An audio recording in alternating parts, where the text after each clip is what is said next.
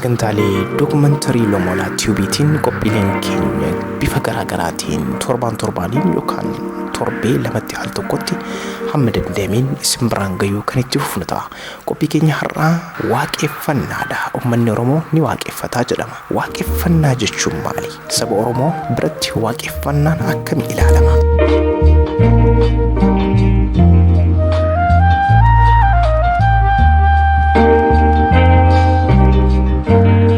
Ilaalcha maalirraa kan maddeefi Oromoon waaqeffataa akka waan seexaana kabajuutti kan ilaalamuuf Oromoo waaqeffannaan hidhata isaan qabanii fi maalummaa waaqeffannaa barreeffama dookumantarii keenyaan Lomola irratti ni sagantaana.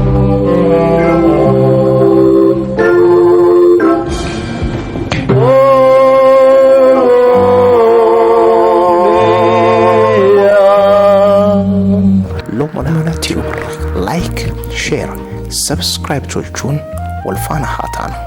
Eeyyen qophii dookumantarii keenya har'aatiin Oromoo fi waaqeffannaa wajjin ilaalla. Seenaa gabaabduu miidhagduu tana daqiiqaa muraasa gurra keessan naaf qeensaa jedhaa kabajaan isin gaafadha. Qophiin keenya eegaltee jirti.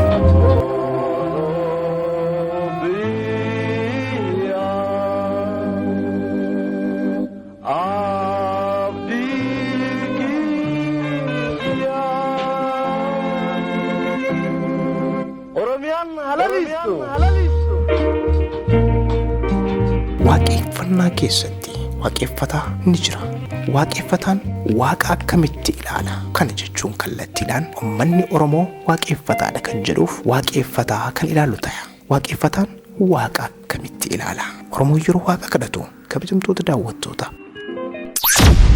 waaqa garaa gurraachaa leemman garaa taliidhaa tokkicha maqaa dhibbaa guddicha hiriyyaa hin qabne kan waan hedduu beeku kan waan hunda gochuu danda'u kan bakka mara jiru kan waa hunda argu kan hin kufne kan hin cabne kan hin dulloomne kan hin duune akka ilaalcha waaqeffataati waaqni hin dhalannes hin dhalchines hin dulloomus hin duusidha. Eeyyeen waaqni waa hunda gochuu danda'us bara baraan kan jiraatuu danda'udha.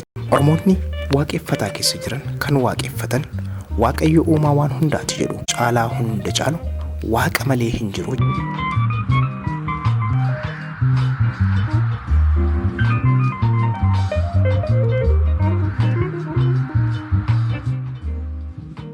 Inaaffaan gomuu fi iyyummaa irraa madda. Waaqayyoon bakka hunda jira. Kan waa hunda beekuu fi kan waa hunda qabu eenyutti hinaafa akka namaatis hin yaadu. Akka ilaalcha waaqeffataati. Waaqeffataa Oromoo keessa Waaqayyo hiriyyaa fi morkotaallee hin qabus hin qabaannis namatti hinaafa malee Waaqayyo hin hinaafu. Waaqayyoon hinaafa jechuun Waaqayyo sadarkaa namaatitti gadi xiqqeessanii ilaaluu ta'a jedha. Waaqeffannaa Oromoo keessatti waaqeffataa biratti safuudha. Akka uummanni Semitik amanutti seexaana waan gurraacha dabaa fi kan waaqa morkotu waan ta'eef nama dogongorsa irraa of eegaa jedhu. Waaqeffannaan garuu waaqa irraa goraa dogongora nu oolchi wallaanaa nuu mari yookaan baraari jedhamanii walitti deebina cimsaan booddee. Lomola Tiubarraa Oromiyaan halalistu.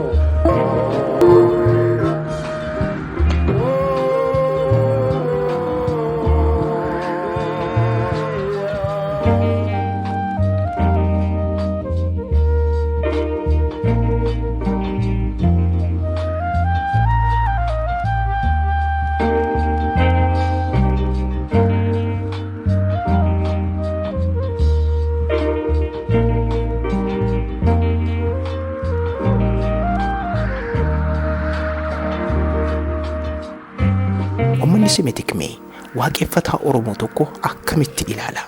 Uummanni Semitik yaada seexaana jedhu ufumaa isaaniitii fidan jedha waaqeffannaa keessatti. Seexaana gabbaranii jedhu Oromoo waaqeffataatiin nun jechuu barbaadaniiti.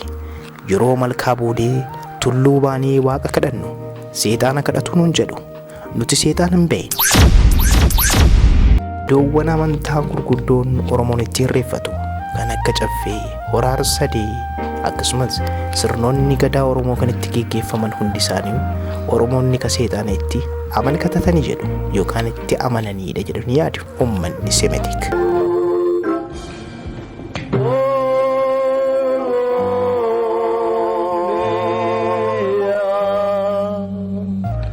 ofii isaanii maal barbaacha laata uummata Oromootti waaqeffannaa kan aadaa isaa wajjin kan wal qabate maqaa moggaafama seexanaa kan kennaniif wallaalummaarraa kan ka'e immoo Oromummaa doomsuudhaaf iyyan irra guddinni kenna waaqeffannaa Oromoo hammam takka beena ufumaa kennaayyuu dhaloota dhufuuf barsiisuudhaaf hariiroo fi hidhata isaan qaban hamma danda'ame wal barsiisuudhaaf kaayyoon Loomola Oromootiyu qophii sagantaa kenna gabaabduu tan isin biraan gabaabsinee kan keessaa jirru waan beektan waliif dabarsaa waliif ergaa waliif qoodaa like share subscribe gochuun qophiileen kenna ejjetiiwwan Oromoo irratti xiyyeeffatti akka isin bira geettuuf wal faana haa boonu share like subscribe hin dagatinaa ayyan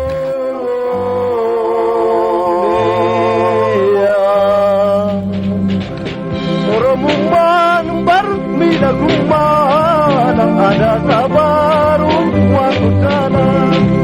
Kookasaa ibsuun namummaadha. Of wallaaluun bar gadummaadha. Oromummaan bar miidhagummaan aadaa sabaaruun waan guddaadha.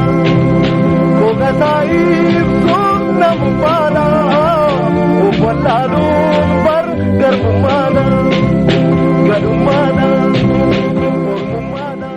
Gargobbee ijoo Oromoo Loomalatu itti taadheebinu waaqeffannaa fi waaqeffataa Oromoon keessatti akkamitti ilaalama kan jedhudha. Oromoon seexaana hin beeku malkaan Oromootis seexaana hin qabu garuu maqaa seexaana jedhu malkaa fi tulluu keenyatti moggaasanitti argamu uummanni Seematik. Uummanni keenyas sababaa kanaan ni arrabsama. Waaqeffataa Oromoo akka seexaanaatti ilaalama. Wanni dabaa waaqa morkatu seexaana gurraacha jedhanii maqaa waan hin jirre uummata gurraacha abaaru tuffii uummata Seematik uummata gurraachaaf qabu calaqqisu irraa kan hafe hiikoo biraa kennuuf waaqeffataan yaada akkasii kana ni balaaleffata malee kan Ormi ittinu abaaru fudhatees hin beeku hin afarsuus. Kanaaf gadaan Oromoo yeroo ammaa kanas daran dagaagee kan jiruuf dhaloota keenyaaf gadi fageenyaan Oromummaa hundee isaarraa jabeessuun dirqama. Oromummaan bar miidhagummaan aadaa sabaaruun waan guddaadha. Kookasaa ibsuun namummaadha. Of wallaaluun bar gadummaadha. Oromummaan bar miidhagummaan aadaa sabaaruun waan guddaadha. Kookasaa ibsuun namummaadha. Of wallaaluun bar garbummaadha. Gadummaadha. Kanaaf Oromummaan yeroo ka'u uummanni Seematik akka dhibee kaansariitti isaan dallansiisa dhukkubbii sammuu itti ta'a. Iyyan iccitii kanaaf deebiiwwan irratti wal barsiisu qorannoowwan Oromummaa irratti gaggeeffaman gama fuulduraatti isin biraan geenya. Dachee Oromoo irra taa'ee amantii fi aadaa ofii nurratti seenaa ofii lallabataa labsiisaa nurratti dagaagan. Kanaaf keessattuu dacheen Oromiyaa fi Oromoon biyyi keenya malkaa fi tulluu eebbifamtu ardaa jiilaa hedduu qabdi. Lafa eebbifamaa ardaa jiilaa keenya humna waraanaatiin sootolan. Kanaaf nuti dhaloonni ammaa of haa taanu. Oromummaan waaqeffannaadhaaf hundeedha. Oromummaan bar miidhagummaan aadaa sabaaruun waan guddaadha. Kookasaa ibsuun namummaadha. Of wallaaluun bar gadummaadha. Oromummaan bar miidhagummaan aadaa sabaaruun waan guddaadha. Kookasaa ibsuun namummaadha.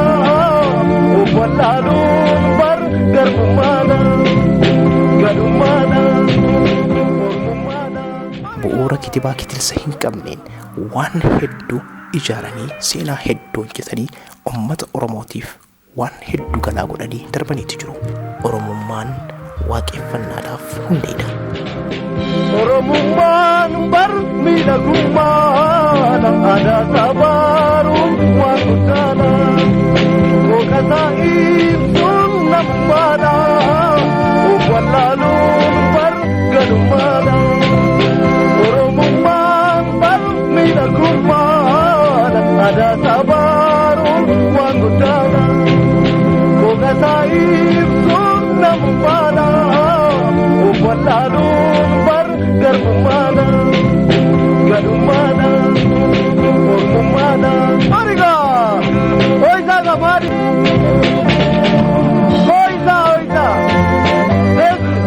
Oisa mare